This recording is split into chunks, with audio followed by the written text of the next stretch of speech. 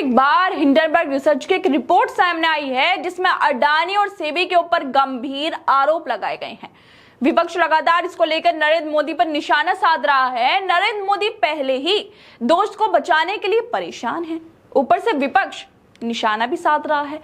मोदी अभी इन परेशानियों से निकले ही नहीं थे कि अब बीजेपी के नेता ही, मोदी के परिवार के लोगों ने ही उन पर निशाना साधना शुरू कर दिया है। हिंडनबर्ग की फिर एक बार रिपोर्ट सामने आने के बाद बीजेपी के नेता इसको नरेंद्र मोदी के लिए सिरदर्द बता रहे हैं, बोल रहे हैं कि ये रिपोर्ट मोदी के लिए सरदर्द बनेगी। इसी वजह से भारतीय पूंजी बाजार को नियंत्रित करने वाली सेबी में बदलाव करने चाहिए। एक तो पहले ही नरेंद्र मोदी अडानी को लेकर परेशान होंगे, अब दूसरी तरफ बीजेपी के नेता ट्वीट कर करके नरेंद्र मोदी को नसीहतें भी दे रहे हैं। और ये नसीहतें कोई और नहीं बल्कि हमेशा से ही अपनी सरकार की नाकामियों पर बोलने वाले, बीजेपी के सामने डटकर खड़े होने वाले बीजेपी नेता सुब्रमण्यम स्वामी कर रहे हैं, जो लगातार हिंडनबर्ग की रिपोर्ट को लेकर ट्वीट कर रहे हैं और नरेंद्र मोदी को सलाह भी दे रहे हैं। दरअसल भारतीय कारोबारी अडानी ग्रुप के खिलाफ सनसनीखेज रिपोर्ट जारी करने वाली हिंडनबर्ग रिसर्च ने अब बाजार रेगुलेटर सेबी के चेयरपर्सन माधवीपुरी बुच पर आरोप लगाए हैं। रिपोर्ट में कहा गया है कि सेबी चेयरपर्सन माधवीपुरी बुच भी अडानी ग्रुप के साथ मिली हुई हैं। यही वजह है कि अडानी ग्रुप के खिलाफ पिछले 18 महीनों में उन्होंने कोई कार्रवाई नहीं की है। रिपोर्ट के सामने आने के बाद से देश भर में राजनीतिक सरगर्मी तेज हो गई है। विपक्ष तो लगातार बीजेपी पर, सेबी पर निशाना साध ही रहा है, लेकिन अब बीजेपी के सीनियर नेता सुब्रमण्यम स्वामी ने भी ट्वीट करते हुए अपनी ही सरकार को घेर लिया है।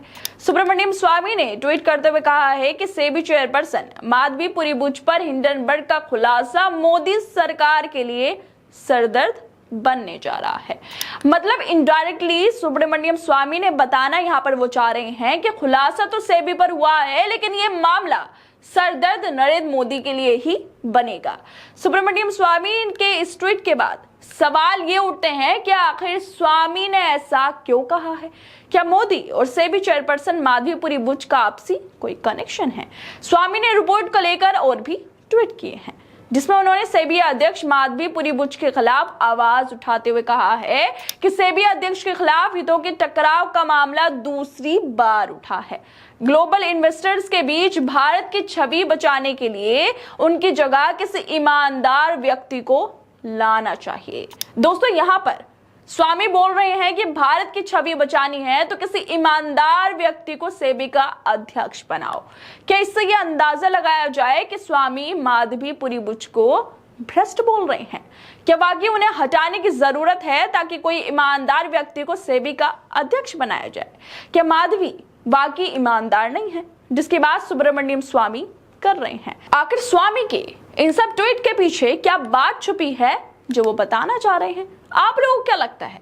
क्या वाकई सुब्रमण्यम स्वामी किसकी बात कर रहे हैं? और सेबी पर जो हिंडनबर्ग की रिपोर्ट आई है उससे नरेंद्र मोदी के सर में क्यों दर्द होने वाला है? आप लोगों को क्या लगता है? हमें अपनी राय जरूर दें और बाकी तमाम खबरों को देखने के लिए जुड़े रहिए हमारे साथ।